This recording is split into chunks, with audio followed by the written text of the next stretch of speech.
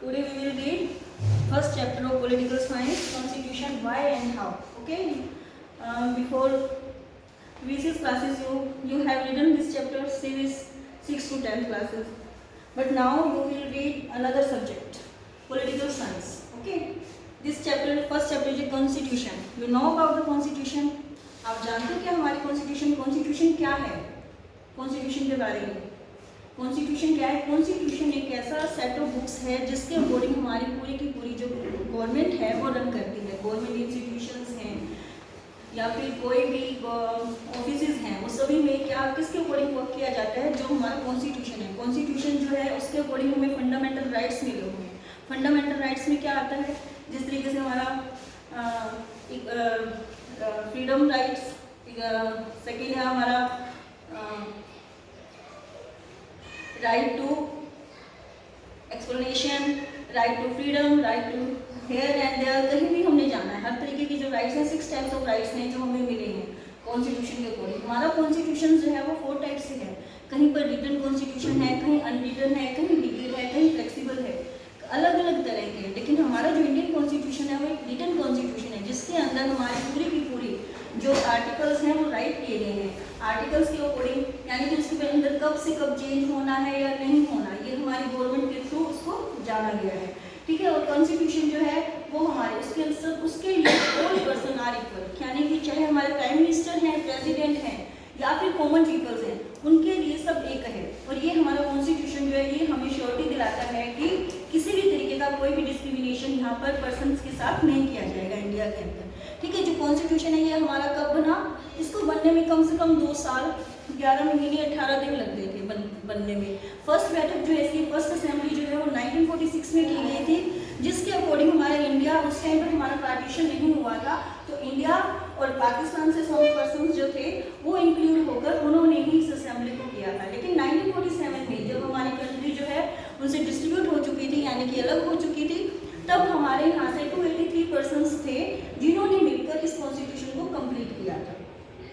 ठीक है। तो इसको बनाने में हमें टाइमिंग लगा 2 ईयर 11 मंथ एंड 18 डेज लगे थे बनने में टोटल। और आज तक जो है हमारे अमेंडमेंट में टोटल हमारे कॉन्स्टिट्यूशन के अंदर 101 टाइमिंग जो है अमेंडमेंट हो चुका है। इसके अंदर चेंज किए गए, क्योंकि हमारा चेंज कैसे है? क्योंकि हमारी जो कॉन्स्टिट्यूशन है वो काफ़ी फ्लेक्सिबल है।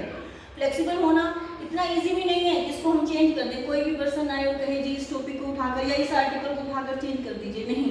उसके लिए एक जो है ना मेन रीज़न बताना पड़ता है कि इसको चेंज करने से जो हमारे पीपल्स हैं उनके लिए इसका क्या बेनिफिट है, क्या नहीं है।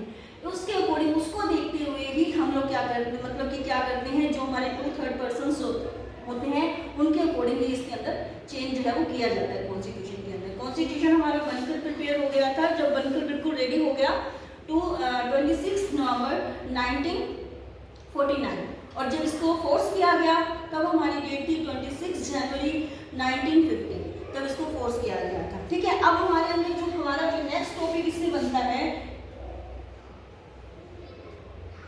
हमें पता चल गया कि व्हाट ए कॉन्स्टिट्यूशन मीन्स, अब what a constitution does to the society, कि हमारी सोसाइटी के लिए कॉन्स्टिट्यूशन क्या करता है। कॉन्स्टिट्यूशन जो है हमारी सोसाइटी के लिए क्या करता है? अगर हमारी सोसाइटी के अंदर रहने वाले लोग हैं उनको ये लगता है कि हमारी जो गवर्नमेंट है वो सबके लिए इक्वल है, वो किसी भी तरह से किसी के साथ कोई भी डिस्क्रिमिनेशन नहीं करती है, तो क्या होता है कि हमारी सोसाइटी के अंदर कोई भी किसी भी तरीके का क्राइम नहीं होगा। लोगों को फेथ होगा कि हमारा जो कॉन्स्टिट्यूशन है वो बहुत बेस्ट है, क्योंकि वो सबके लिए वर्क कर रहा है ना। तो नेक्स्ट टॉपिक जो एक तरह से हमारा है why do we need a constitution, कि हमें कॉन्स्टिट्यूशन की नीड क्यों है और ये किसके लिए फंक्शन करता है, किसके लिए काम करता है? हमारी सोसाइटी के लिए काम करता है या फिर कॉन्स्टिट्यूशन है ये हमारे डेली लाइफ में किस तरह से काम आता है जो हम इसको करते हैं, जो हम अगर इसको अपनाते हैं तो। Constitution allow coordination and assurance, जो हमारा कॉन्स्टिट्यूशन है वो हमें ये बताता है कि कोऑर्डिनेट भी लोग जो है इसमें कोऑर्डिनेट करेंगे, और इंश्योर्स करता है। इंश्योरेंस हमें क्या कर देता है कि जो भी इंडिया के अंदर रहने वाले लोग हैं उनके साथ किसी भी तरीके का डिस्क्रिमिनेशन जो है वो नहीं किया जाएगा। कोऑर्डिनेट कैसे? यहाँ के इंडिया के अंदर रहने वाले जो लोग हैं उनके अंदर काफ़ी सारी डिवर्सिटी है, अलग तरह के रिलीजन के लोग रहते हैं, अलग तरह के यहाँ पर जो कास्ट हैं, रिचुअल्स हैं, हर अलग अलग तरह के हैं, तो उनके अंदर डिवर्सिटी, यानी कि हम लोग जैसे हिंदू, मुस्लिम, सिख, ईसाई यही रहते हैं ना हमारे इंडिया के अंदर, तो इंडिया जो है अगर हम लोग एक दूसरे के रिलीजन को रिस्पेक्ट करेंगे तभी तो हमारा कॉन्स्टिट्यूशन वहाँ वर्क कर पाएगा।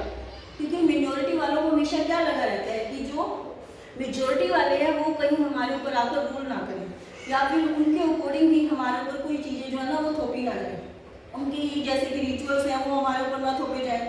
तो जब कॉन्स्टिट्यूशन उनको ये अश्योर कर देता है कि इस तरीके का कुछ नहीं होगा तो लोगों का मन जो है उस कॉन्स्टिट्यूशन के ऊपर बहुत ज़्यादा क्या करता है, उसको रिस्पेक्ट करते हैं। तभी रिस्पेक्ट करते हैं ना हम। अगर हमें लगता है कि ये पर्सन सबके साथ इक्वल बिहेव कर रहा है, अगर वो किसी के साथ डिस्क्रिमिनेशन करे और किसी के साथ इक्वलिटी करेगा तो क्या होगा, हमें ये लगे ना कि इक्वलिटी तो है ही नहीं, हमारे लिए कुछ और रूल्स हैं, इनके लिए कुछ और रूल्स हैं और इनके लिए कुछ और रूल्स हैं, जो कि वहाँ पर कॉन्स्टिट्यूशन वर्क नहीं कर पाएगा। इसीलिए कॉन्स्टिट्यूशन वर्क तभी कर पाएगा जब हमारी सोसाइटी के अंदर रहने वाले जो लोग हैं एक दूसरे का रिस्पेक्ट करें, एक दूसरे के रिलीजन का रिस्पेक्ट करें, एक दूसरे के जो फेस्टिवल्स हैं उनका रिस्पेक्ट करें।